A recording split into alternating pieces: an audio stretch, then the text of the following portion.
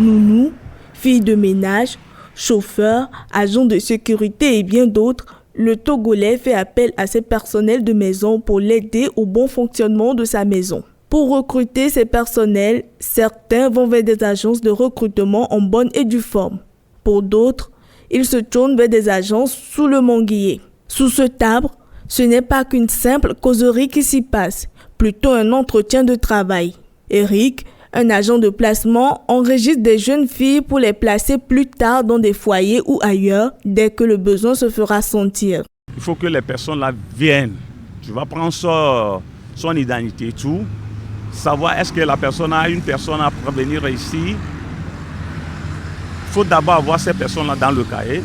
Et quand maintenant les demandeurs demandent, tu peux lui dire que bon voilà, j'ai. Parce que nous avons enregistré tant de personnes dans le cahier déjà. Quand tu viens, tu dis, bon, on te demande, tu veux une personne de quel âge?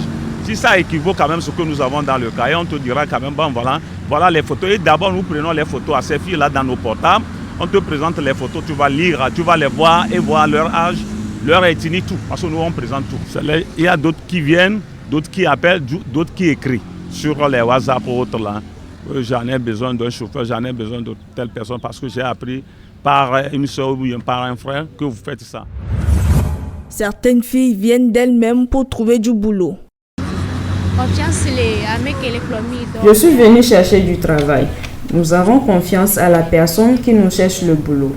C'est quelqu'un qui respecte les termes du contrat que nous nous fixons. D'autres viennent avec des personnes qui connaissent déjà l'agence. Je l'amène les filles, les garçons aussi, je l'amène.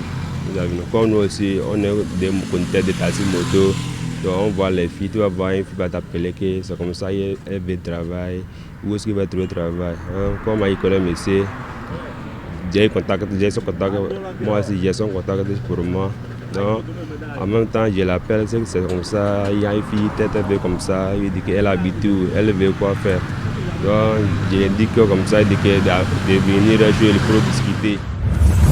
Avec cette manière peu orthodoxe de recrutement, on se demande s'il n'y a pas des risques et des difficultés dans le métier.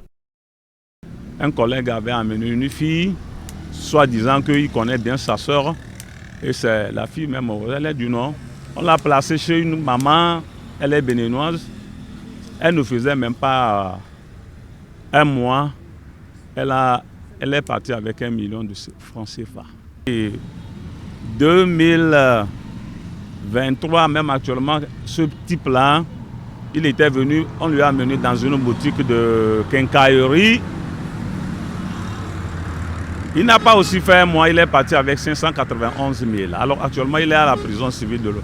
Il faut quand même qu'on se dise la vérité. Les gens ne disent pas la vérité. Les employés comme les employés aussi. Il y a certains employés aussi qui mentent. Il y a aussi certains employés qui ne traitent pas bien les filles. Que ce soit la meilleure des manières pour recruter ou pas, il faut rappeler que chaque métier a son lot de difficultés.